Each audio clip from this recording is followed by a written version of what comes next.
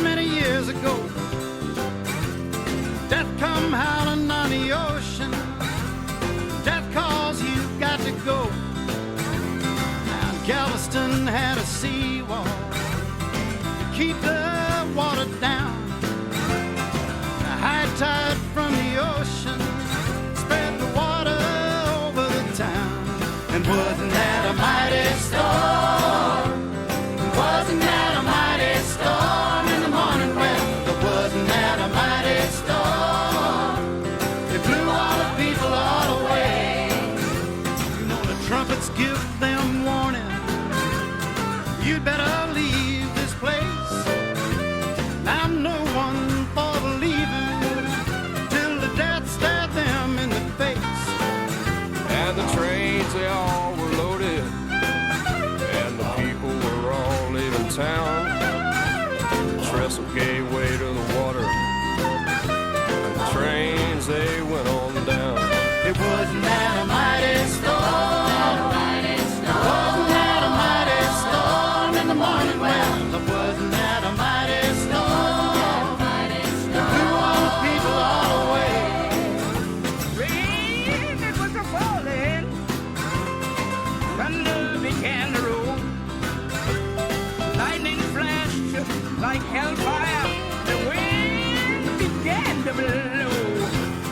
Death, the cruel master, when the wind began to blow, rode in on a team of horses. I cried, death, won't you let me go? And wasn't that a mighty storm? Wasn't that a mighty storm in the morning? Well, wasn't that a mighty storm? It blew all the people all away. And now the trees fell on the island, and the houses give away. Some they strained and grounded, honey. Some died most every way. And the sea began to roll, and ships they could not stand. And I heard a captain crying, God save a drowning man. And wasn't that Hi, everyone. Thank you for joining. I'm gonna do the introduction slowly so I can admit the last few people joining us. But today, I'm very excited to be talking all about communities, policies, and economics within SWISLR-focused research. And I am going to share my screen once again, just because we have a few specific slides that we want to share today.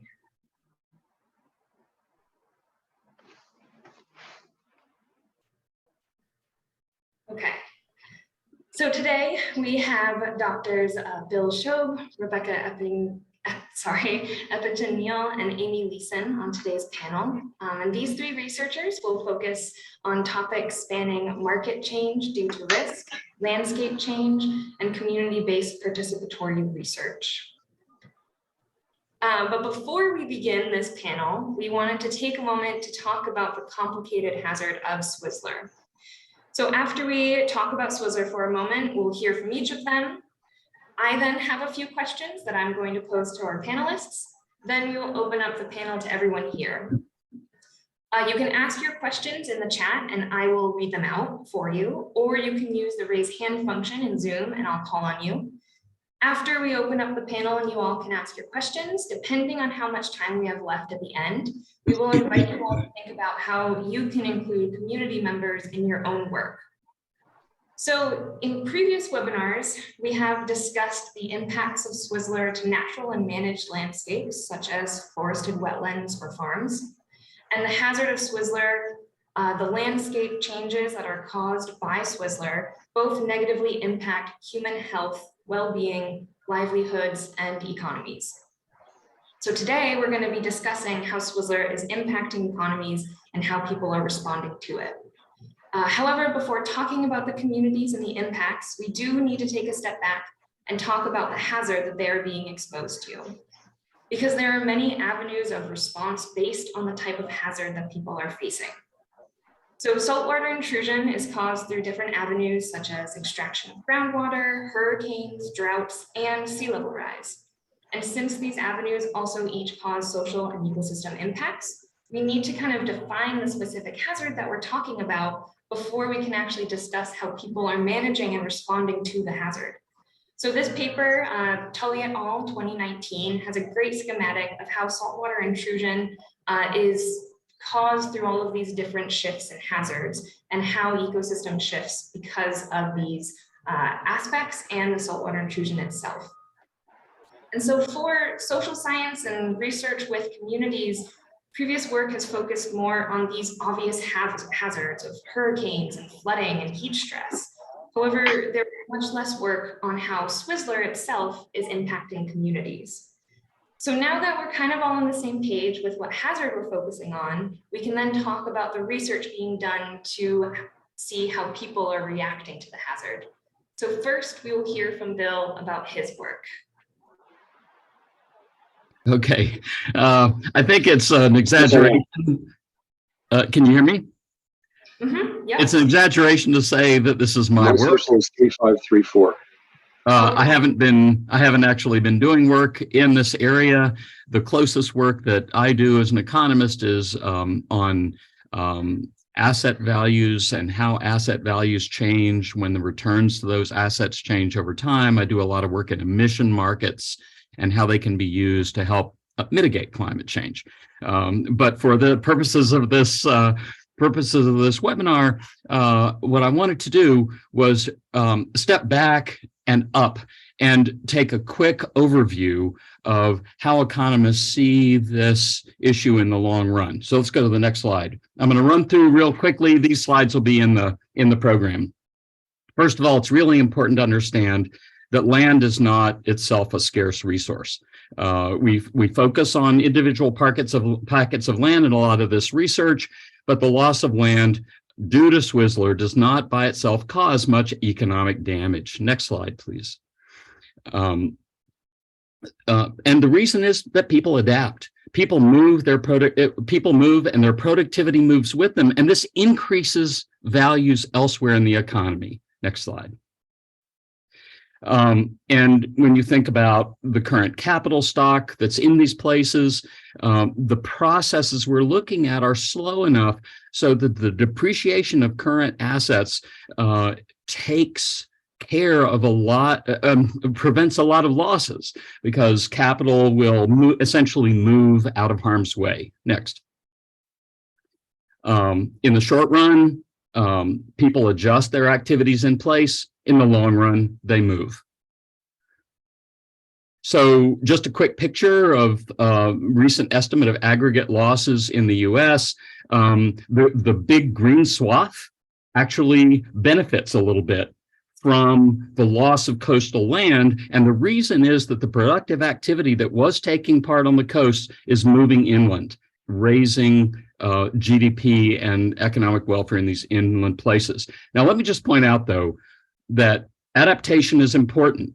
Not adapting to climate change increases the costs of SWISLR by a factor of 10. So it's really important that we understand adaptation and promote adaptation. Next. Adjustment costs are the key public policy point here. The more costly adjustment is, the greater the costs of SWISLR are. People value staying in place up to a point, but they don't value it infinitely. They're willing to pay a certain amount to stay in place, but once it becomes valuable enough, people will move. One of the things that can raise costs is misunderstanding risk. And so how people understand risks is super important. There was a very interesting recent paper on this. Compensating damages in place raises adjustment costs. Moving has its own risks. And so one policy lever we have and communities have is compensating the risks of moving away from the hazard. And of course, rebuilding infrastructure in hazard-prone areas raises adjustment costs. Next. Okay, now just a quick word about fairness. you might think of compensating people as being fair, but the truth is compensating repeated exposure to risk is not a fair policy. Those with the highest ability to absorb losses will benefit the most from policies like this. Next. Another thing, of course, this is a talk by an economist, so I have to mention price. People do respond to risk when it's made salient to them. Insurance costs, land prices, availability of free public services or lack thereof all move people around. Interfering with the operation of this mechanism will raise adaptation costs. Again, next, sorry. People have migrated to opportunity from time immemorial. And in thinking about the long view, we have to think about policies that facilitate this long historical truth. People move to opportunity, and thinking about adaptation as facilitating the movement to opportunity can help us provide better policies. Next. So we know mitigating climate change has a lot of value. We also know it's too late to avoid some of the consequences. So understanding how to facilitate the response to those consequences has great economic value, but it's generally going to mean staying ahead of the tides. Thanks very much. Thanks, Bill. Rebecca, do you want to go next? Yeah, is there any chance, sorry, wasn't able to get my slides loaded up. Am I able by any chance to share my screen? I just Yes, you can. Yeah, thanks. Let's see, here we go. Right. Share. All right.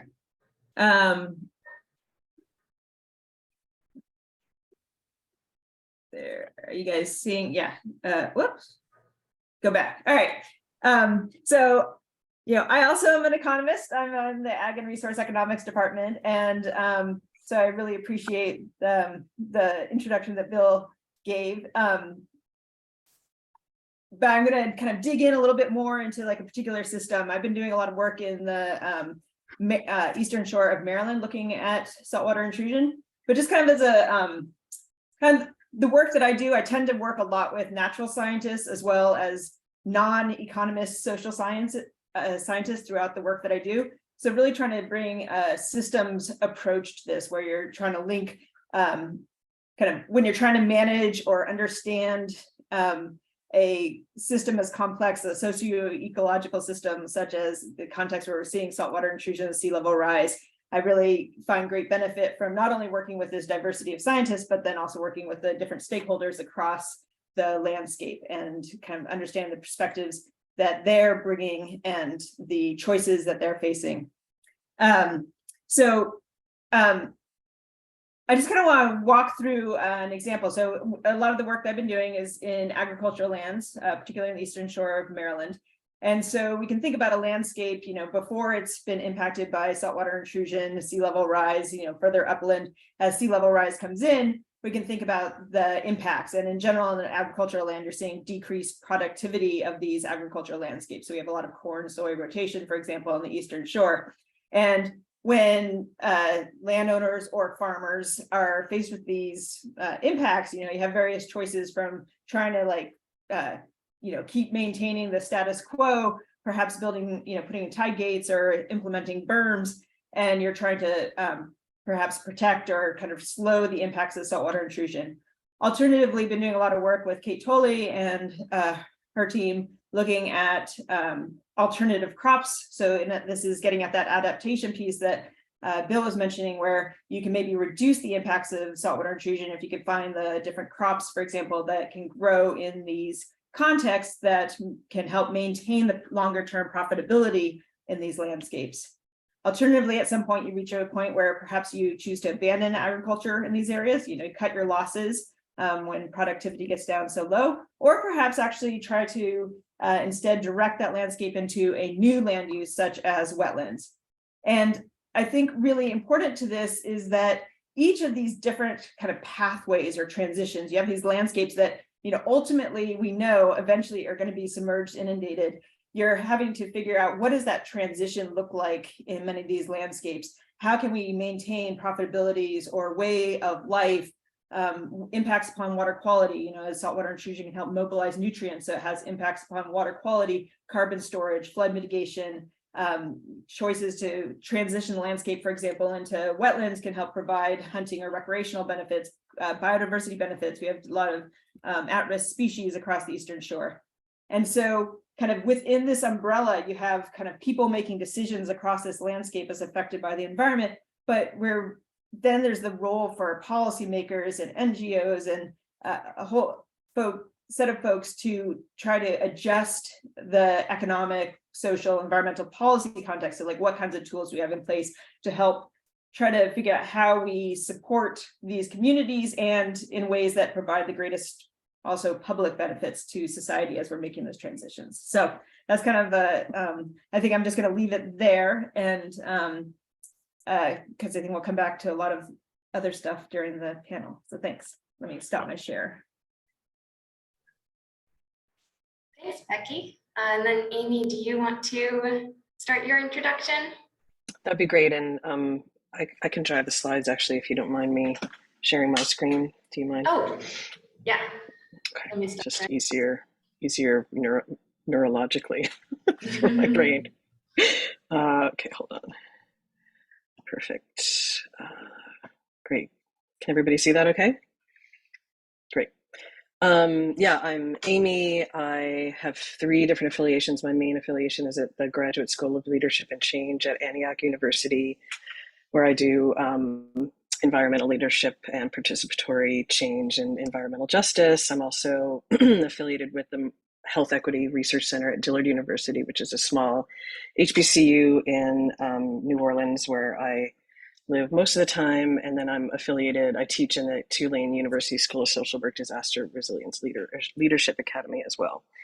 So I wear a lot of hats, but I mostly do the same thing everywhere, which is I really look at these questions. My background is in natural science and ecology, but I almost exclusively work in the social realm at this point, and really my focus is environmental, climate, and health justice. And I try to look at it with sort of, I've borrowed this term from kind of an activism. The activism realm is like intersectionality. So I use participatory action research and CBPR, community-based participatory research in my work. I really try to look at all the questions that Bill and Becky talked about and these issues through the lens of inequity and injustice in terms of environmental decisions we make and the climate and health and well-being and disasters, and especially what are the inequities of any kind and how people are affected by these. My work is very collaboratory, cross-disciplinary, and I try to work across these chasms of society. And so in terms of thinking about the way we approach this, I'm just going to talk a little bit about some of the projects I work on, and really what I see my role is, or what I hope I'm making my role, evolving my role into being, is honestly, how can somebody in an academic institution and with the power and privilege it affords me be helpful to people who are really facing existential questions and crises in response to everything Becky and Bill just mentioned. And so one of the main things coming from southeastern Louisiana that people around me, including literally myself in my own home, is what are we going to do? Where are we going to go? And when do we know that we need to leave? And how do we balance adaptation, mitigation, and you can call it retreat, which a lot of people actually don't love that word where I live these days. So one thing I've worked on is a very famous, very tiny community that's very underfunded, underserved, called the Ile-de-Jean-Charles tribe in coastal Louisiana, which has been written about a lot, but not really helped all that much by any of those articles, who are trying to move a very tiny indigenous community from a very vulnerable place that floods constantly, even when there's just a south wind coming up off of the Gulf at this point, for all the reasons you can imagine that are connected to SWISLR. And so I worked on with the tribal leaders on this document that came out of some research grants we had, called a Community Field Guide to Engagement, Resilience, and Resettlement. Preserving Our Place was a really important name to them, and it's talking about how can we keep communities together in the face of environmental and development pressures. And they really prefer the term resettlement because it feels like it gives them agency about what they're doing. This on the left, all of this is about my experiences working with communities down what we call down the bayou, down in like the coastal parishes in Louisiana after Hurricane Ida, which was more devastating than you could possibly imagine, at least as devastating as Hurricane Katrina to those communities. And you can see on the left, one of the houses I drove past, and we did a lot of recovery work. These communities are going to be rebuilding for dozens of years. And so just really thinking about disaster justice, how are our systems working and failing to work? Often, for example, there wasn't a FEMA trailer anywhere near anywhere for months and months and months and months and months for many reasons. There was no temporary housing of any kind for months due to a lot of issues with many of our systems. And so we're really looking at who are the people who are impacted kind of the worst and have the least number of resources, usually monetary resources. They have a lot of other kinds of resources. I really do this in a scholarship lens as well. I do a lot of work kind of looking at how scholars can do more community-based work. So I read a book about that, or edited a book about that a few years ago. Just kind of breezing quickly, I also do work using the arts with communities to try to talk about and dream about and like problem solve about this. So I've been working on a project that's funded by the NSF Advancing Informal Science Learning program, using theater with people who live in New Orleans to think about climate change, particularly flooding. So that's been really amazing. And I do all kinds of other community-based work too. This is one of my neighbors, Angela Chalk, and we've been doing some work on green infrastructure and how she's trying to do tree planting and rain gardens and things like that. And really the lens, like the, no pun intended, kind of the bucket all of this is in is around flooding, climate change, and SWISLR issues. We did talk a little bit when we were preparing for this webinar about the fact that in some communities, saltwater intrusion is a huge issue that we talk about. In some, it's more the sea level rise, and that they're really linked, but the effects of climate change and environmental change can look different in different places. And the last thing I just want to leave you with before we open it up and I stop talking is just really thinking about this in a global way. And I have colleagues who've been working a lot in Pakistan since last summer, and we have a lot in common with people all over the world. So that's where I'm coming from. And I'll stop sharing and open it up. Thank you, Amy, and thank you to the three of you for volunteering to be on this panel. To start it off, the kind of biggest question that honestly keeps coming up in a lot of discussions that we've had in these webinars in the past is, what do coastal community members need? And more specifically for this SWISLR RCN, is there something that you three think that this SWISLR RCN can provide to community members?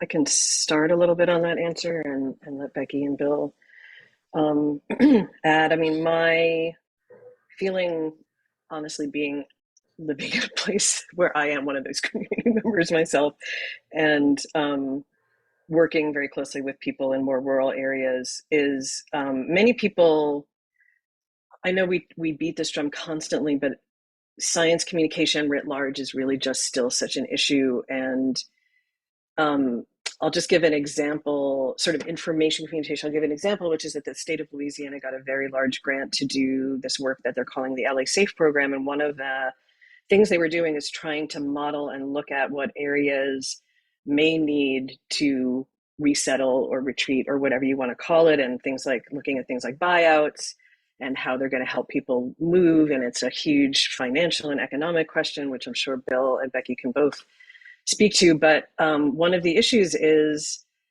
a lot of municipalities, and I think even academics, are very afraid sometimes to let really scary data out about the kinds of risk people are in. And at the same time, because like, are we going to cause mass panic if people realize that within 5 years, they like, however high they've already raised their house, they might need to move or raise it higher.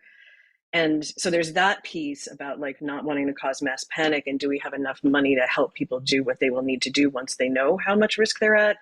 And on the other hand, I think just really helping people understand what we think their risk really is and what their options are. And even if we don't think they have great options, being very honest with them about that, because people are extremely resourceful and also have been given bad news forever about lots of things and can live through it. So I think information and the way that we release it to people and have those conversations to people outside of academia and government, I think is really important. I'm happy to piggyback on that, because I think that is incredibly true. And I think there is this tension, like you mentioned, you give information about risk in coastal areas, and that has, as Bill points out, impacts upon land values and stuff, which then, it impacts the folks who are already there in ways, so there are these, it speeds adaptation or speeds, there's long-term and short-term effects. But I think kind of the other piece that you're talking about is like the communication, like what are these risks? And I think we are, that is the piece that we're really contributing here as part of this RCN, is trying to actually figure out what are those risks, and not only what are those risks now, but going forward. For example, like on the Eastern Shore right now, we're busy mapping saltwater intrusion and linking that to sea level rise predictions, that we could think about how productivity of agricultural landscapes, for example, will change over time, and hoping that information, that's information that's been called for by communities. So like actually, talking to policymakers, talking to farmers, talking, what is the information that they want, and trying to provide that. And so like, that's, for example, but then also that idea of like, well, what are these policies that we need, or what are these tools? And in some cases, we're still figuring that out. Like we're figuring out like, well, okay, if you can't grow, these crops here, or if you can't do, like, what is that option? And not only that, like, what are the various perhaps unintended or intended consequences of those changes? And really need to think carefully through those, just in the simple example that I gave, this isn't necessarily a social, but your choice of how you transition that land has impacts upon a whole host of different outcomes. So.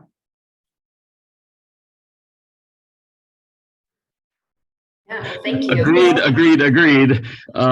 Understanding risk and how people respond to it is maybe the primary question. The response to risk is a social psychology question that we have very little understanding about.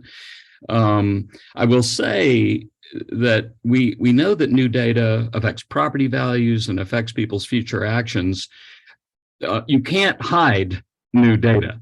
You want to communicate it as effectively as possible, but you can't pretend it's not there, because if you know it, someone else knows it. And if someone else knows it, it's going to start having effect on market prices. And so one way to approach this is when you provide new information about risk, provide new information about potential responses to risk with it. Don't leave people thinking, oh, I'm facing all this increased risk, but I don't have any idea about short run, medium term, and long run actions I can take to protect myself, minimize my cost, or maximize my future benefits. So then going into, oh, sorry, Becky, did you want to add something? No, I was just going to say agreed across the board with. Yeah, so then going into this risk and then into response and strategies, what adaptation actions or strategies or responses do you all know that have been undertaken previously, and have these strategies been effective?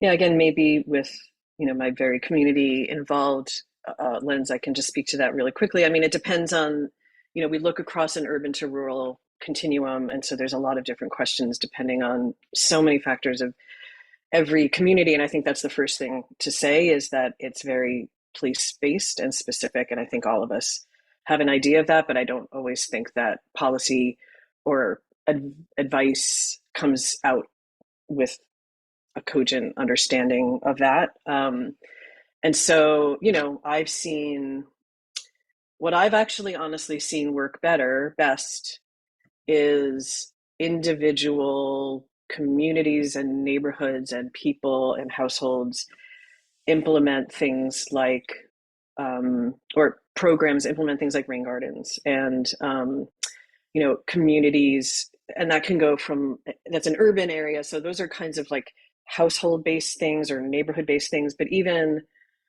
it's very slow to start and it's not clear what the future is going to be. But like the city of New Orleans got a very large HUD grant to do essentially like rainwater and flooding mitigation using green infrastructure across a huge neighborhood in New Orleans. It's a very slow process and project, but that could, I think one of the reasons they were wanting to do that is it could be like a demonstration project for the rest of the country or the world, very large scale green infrastructure. And then, one thing that I will say about what I know individuals and people kind of at the smaller scale communities is a lot of people I know, especially these communities that were affected really badly by Ida, are really starting, Ida was more, and so it's interesting when you're thinking about flood and sea level rise versus, I often think of just natural hazards in general.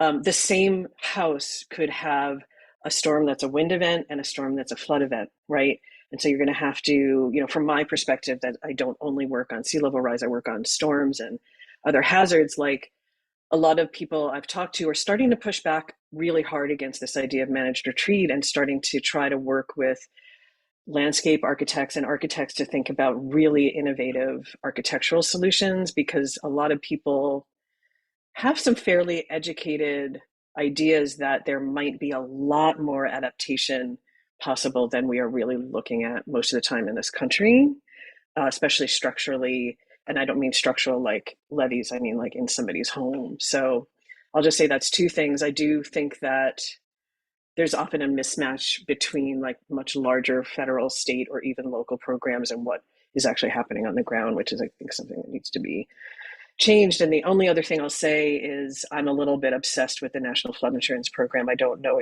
I'm not an expert, but I do really worry about the future of NFIP and how,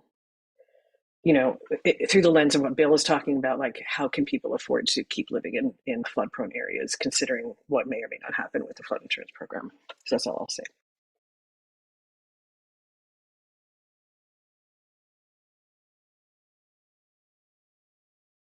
Becky, did you want to weigh in? I don't want to jump in here. Did you have something? Yeah, I'm good. I can go before or after, either one works with me. Okay. Well, I'll just add a few items here.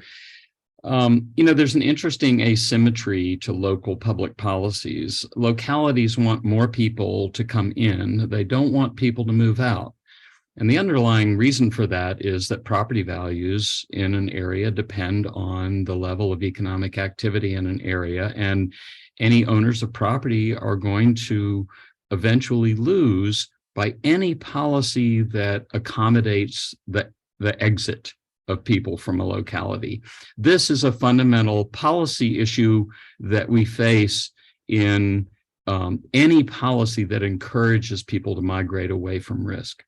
And I think finding ways to overcome this policy inertia for exit is really important. There may be compensation mechanisms we can think about. I do think it's important when you're starting to think about a policy response to anything is that we need to give people time to adjust. Think about the Coastal Barrier Resources System. This is a prospective federal policy not to reinvest in infrastructure in areas with repeated infrastructure damage. I mean, I'm giving it a very casual summary here. I'm no expert in this law, but that's basically what's going on. And announcing that policy changes the way people plan their futures from the minute that policy is announced, even though it doesn't have any immediate effect until the next storm, until the next disaster, but it gives people time. It gives people a chance to make plans. So I think this is another important element that we have to think about in policy design. Yeah, I just want to add on, kind of along this line of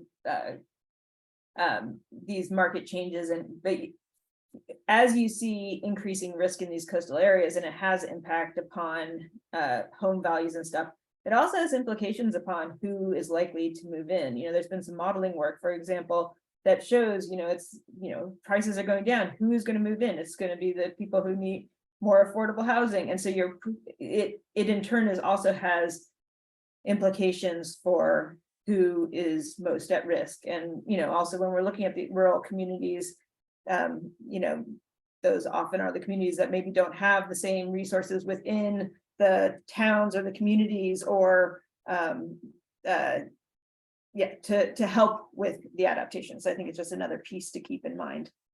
I think that's a super important point, and it comes right to the heart to the fairness issue.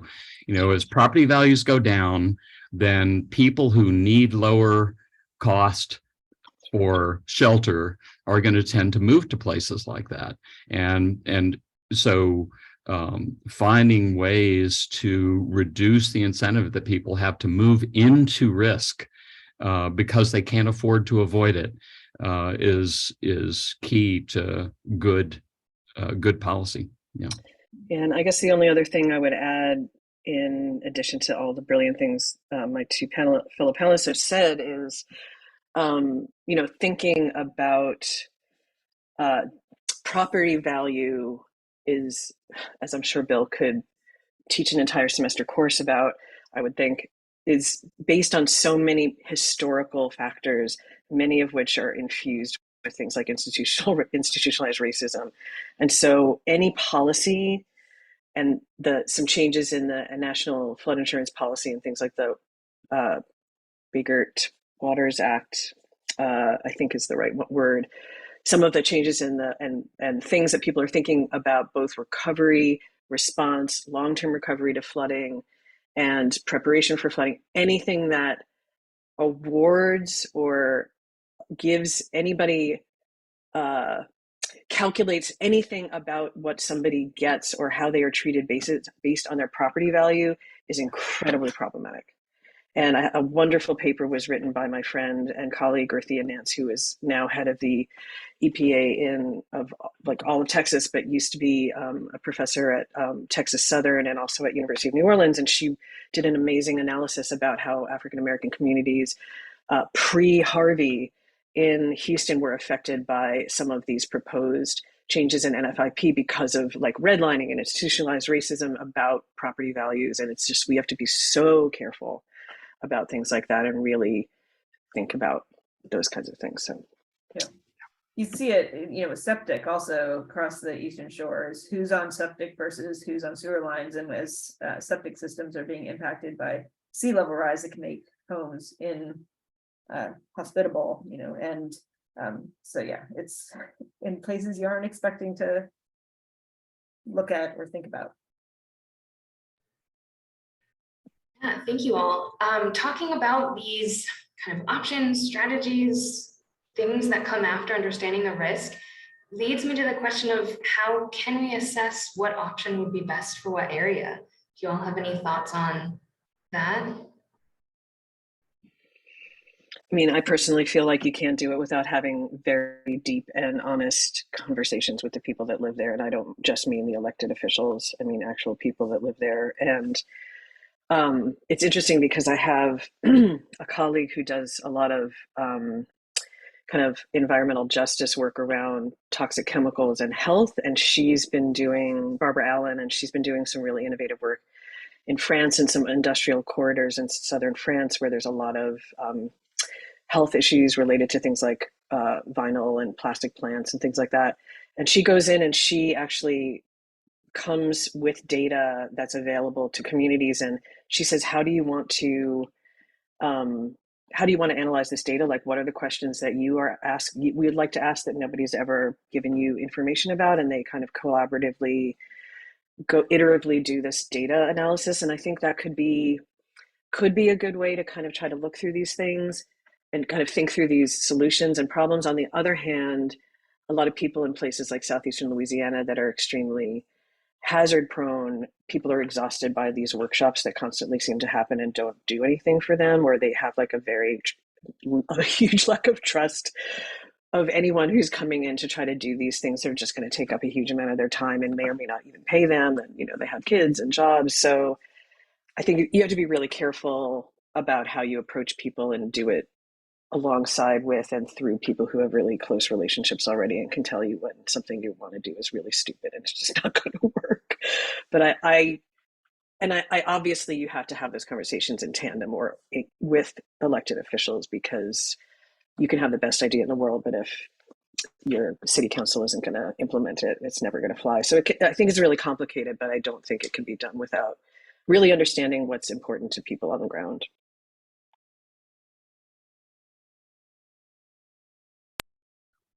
Well, I think the hardest inertial policy to overcome is compensating damages in place. We have a long history of doing this, and you don't want to stop doing it everywhere all the time, but you have to distinguish between cases where the future stream of compensations makes compensating in place socially unproductive. And that's a really hard, that may be, in terms of policy infrastructure, I think that may be the very hardest thing, because when there's a disaster, our human response is to want to help people who have suffered a loss. And yet the long-term costs of repeatedly compensating people in place for the same damages, it can be very large. And as I mentioned in my slides, it can have untoward effects on equity as well as efficiency. And that's particularly true as these risks are increasing. We are just at a stable state. The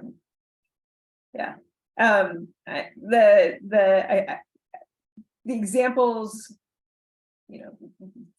community that I've been working in is much more this agricultural community, and where it's the agricultural land, for example, that's at risk. And so there is where we've been working a lot, talking as we're laying out, what crops do we try as these alternative approaches, talking to the farmers about which ones are likely to fit or be potential ones that would be useful. And so testing those out. And then, you see a lot of experimentation, even, within Maryland state government, with trying out different types of easement policies and trying to, I think there's a lot of work just identifying, like, where are there barriers to adaptation? Is it the choice of seed mix that is allowed under a particular program for CRP? And if so, how do we adjust those? And so I think that having that communication, so this is kind of in a different context, but just that communication such that barriers can be identified and then remedied is really critical. Thank you for that. And Larry, I see you have your hand raised. You can feel free to unmute and ask your question. And I invite anyone else who has questions to raise their hand as well. Yeah, great. Thanks, Kira. And thanks very much for these interesting presentations and discussion. A couple of you mentioned where people can actually get information and options on adaptation. And a question is, what level should this be coming from? There's a whole series, there's a flurry of state and large-scale NGOs that are coming out with risk and hazard assessment systems that get down to the property level. You could click on an address or click on an orthophoto of a house, and it'll come up with, here's your risk of flooding, or here's your risk of wind or fire, and so forth. And then also provide some options for what you could do. Should you raise your house? Here's the estimate of how much it would cost. Should you just take the risk of damages and so on? What's the impact? These are often error prone because they're done at a large scale. And where do those sit relative to what would be most effective in terms of people getting information on options, risk, reaction, and so forth to actually adapt? Yeah, the first thought I have to your really great question, Larry, is my experience of working in particularly rural, writ large underserved communities where, I mean, to be honest, like even things like internet access is an issue. I mean, there's a huge swath across the United States of different kinds of people who might be accessing this kind of information. Is that very close to the conversation we had a much earlier about like, how do you give people information and what does it mean to them, and how do you give them bad news and news that you're not sure what the future looks like and what they do about it. I can't see a really, honestly, like compassionate or ethical way to do something like that without having probably something that would either have to be volunteer based or extremely expensive, which is sitting down with somebody, looking at that information and talking it through with them. Because often I think there's kind of like a deer in the headlights. I mean, I know I get this myself sometimes when I do something similar. It's like you get kind of a deer in the headlights of like, here's this information I'm seeing. And even though it may be very accurate or it may be really beautifully done, this, decision-making tool or this risk tool, and then there's this link to what can I do about it, it can be really overwhelming. And people have a lot of grief and concern and worry and anxiety about this kind of stuff. So I would say that either, and I'm not, this is a really hard thing to implement, but in all the communities I can think of, including, neighborhoods in New Orleans, having either a group meeting where somebody really sits down and has a very clear conversation with somebody about like, is there anything you can do? Maybe there's nothing you can do right now.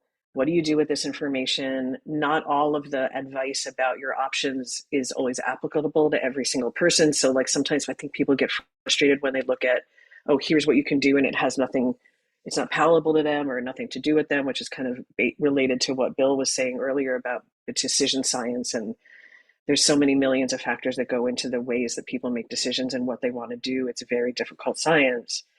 So I know I always sound like a broken record, but I just think the most sort of like small scale individual way you can do that and really have conversations with people in tandem with those really great tools, I think would be the most easy for people to swallow and understand. But that's a really tough, that would be a very tough program to do on every coast all over the country.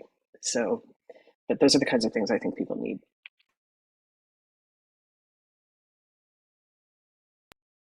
I'm just curious, so as part of your question, Larry, it's about the kind of the accuracy of the information depending upon where, having these core scale things. I mean, you look at Redfin these days, if you pull up a house on Redfin, it has not just its walkability score, it now has its flood risk score. And I have no idea about the source of that information and how accurate it is. That, how much of that's, is that just the FEMA maps, and are those the updated ones?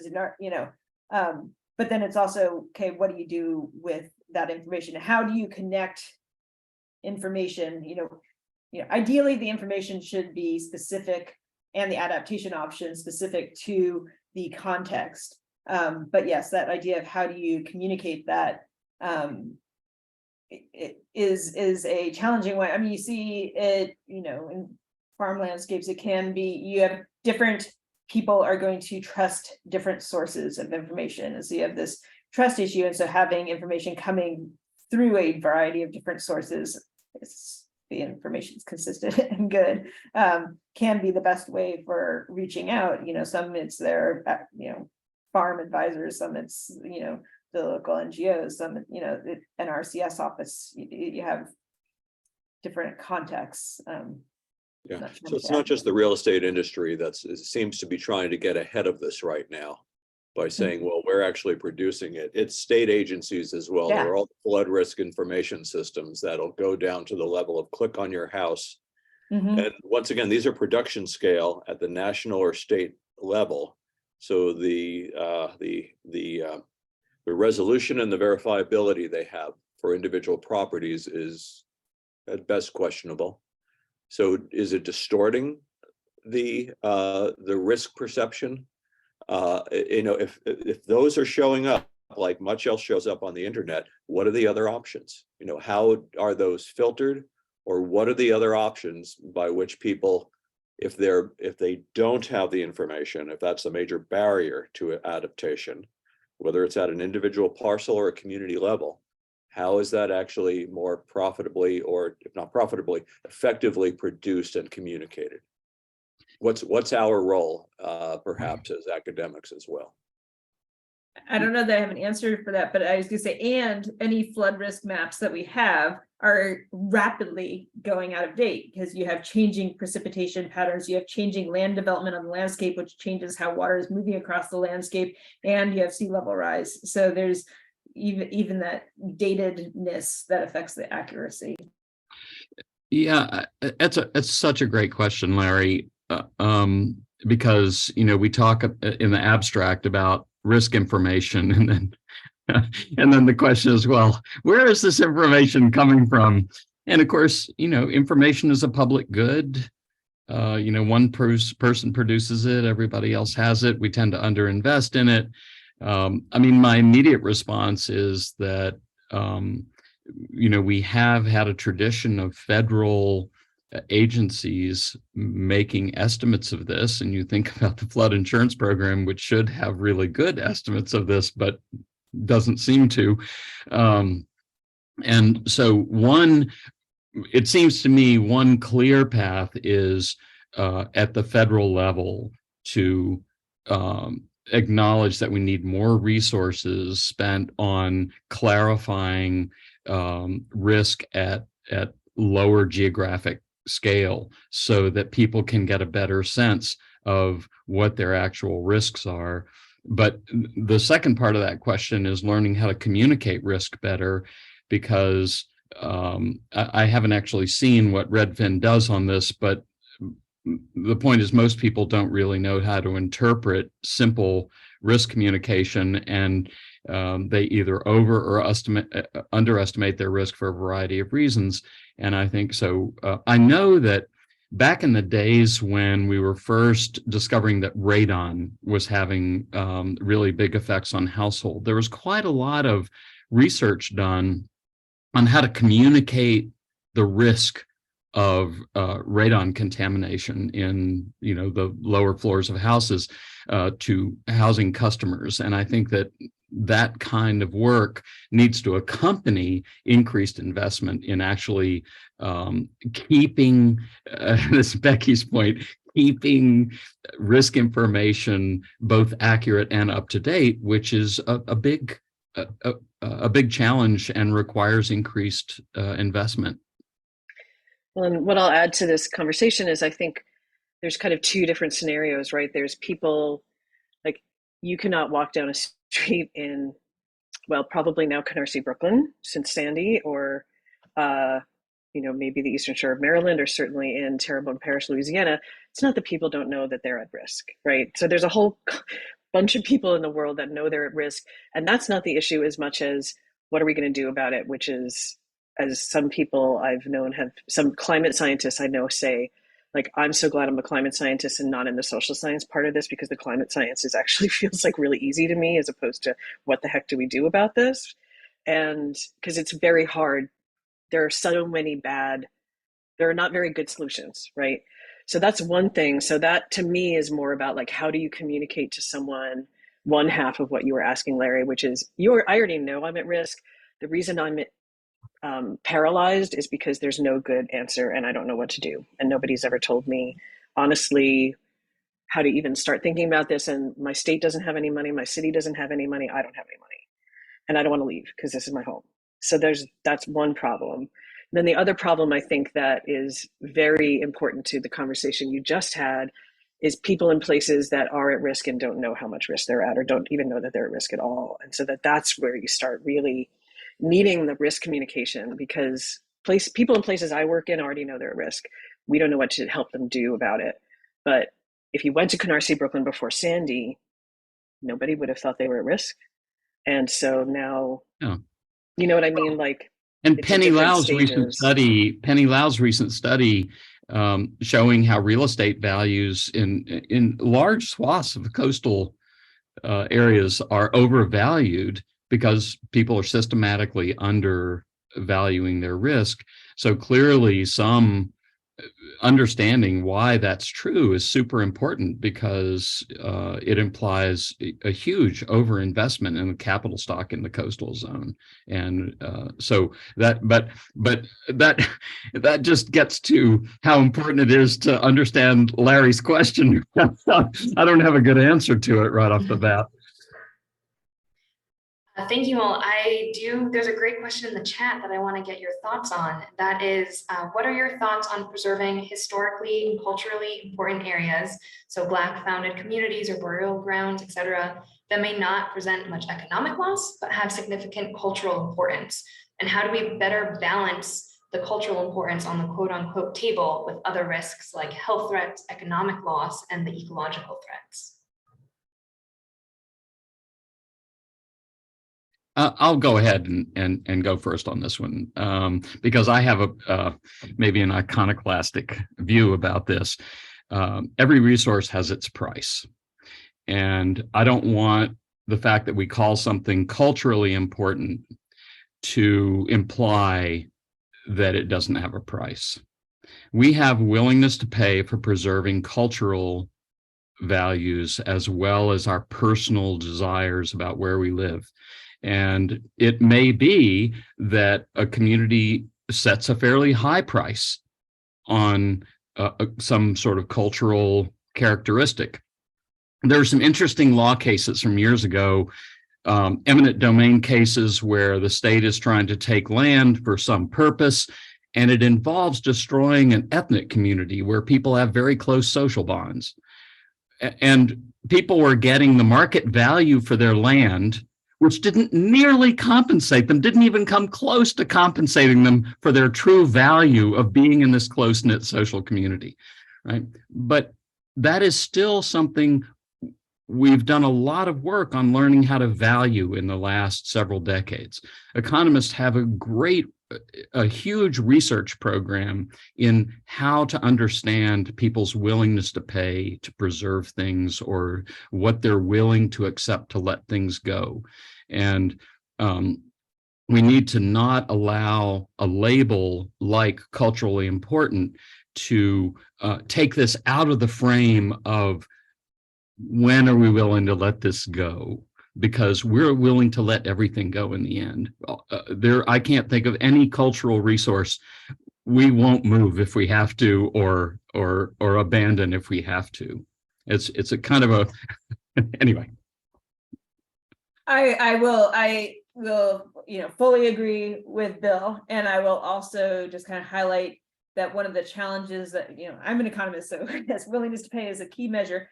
And also one that we have to be really careful with as a society because of equity issues. Yeah, absolutely. Your ability to willingness to, I know you, since you didn't vocalize, I know exactly what you're saying.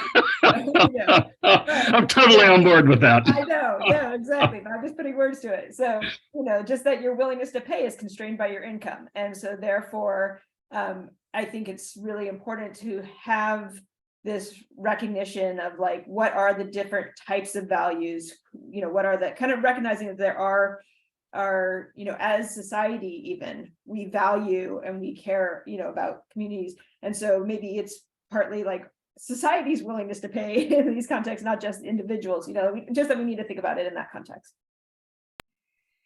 And I guess the only thing I would add, which to these really, really, really excellent comments, is don't forget that people living in $2.5 million apartments in a pre-war co-op on the Upper East Side of Manhattan may feel just as much of a, now I'm being a little bit facetious and kind of difficult here on purpose, but somebody living for generations in what's now a $2.5 million apartment in a pre-war co-op on the Upper East Side of Manhattan may feel a similarly strong cultural tie to where they live as somebody in an African-American community in Ironton, Louisiana, where I also work, where they live on the same ground that their ancestors were uncompensated enslaved workers on a plantation next to the river. So it's, I would just highlight what both of you said about almost everyone I know has a very strong tie to their place if it's someplace they've lived a long time or their family has lived. and it's about one's ability to pay.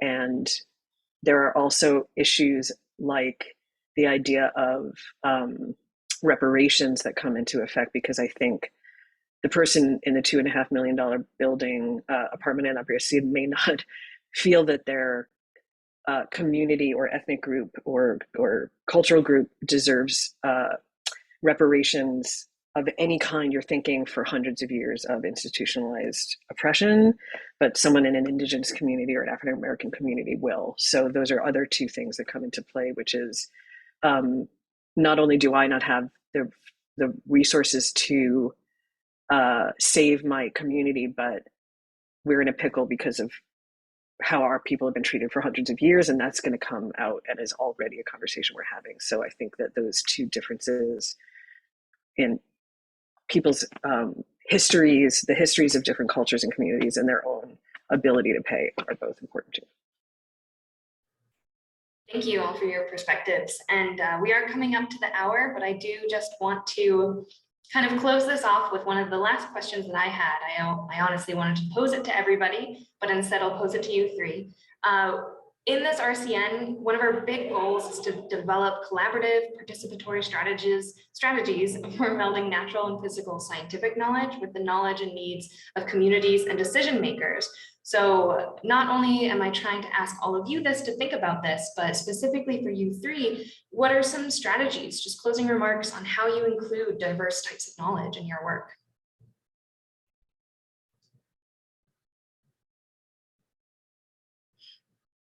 I'll just kind of go first. I think it really is important for us as researchers or as community members to be talking with people and discussing ideas with people from very different perspectives, and that can include different disciplinary perspectives and also different lived experiences. And in part, that's talking to the people who are living in communities and or helping make policies that affect communities, or trying to identify what that, from a recognizing the broad set of stakeholders who are going to potentially benefit from the research that we're doing.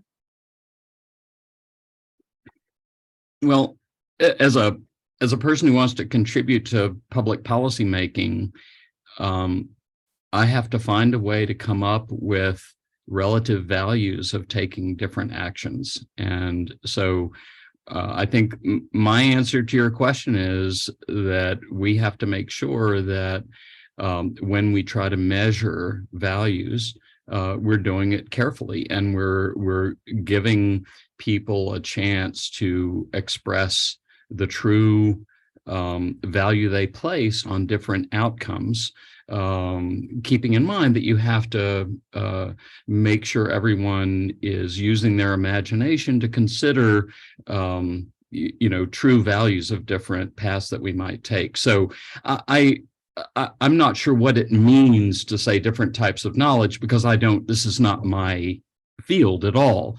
What I know is that I want to try to make sure that when I come up with a value for some social action, it is a reasonably accurate representation of the choices people would make when confronted with opportunities.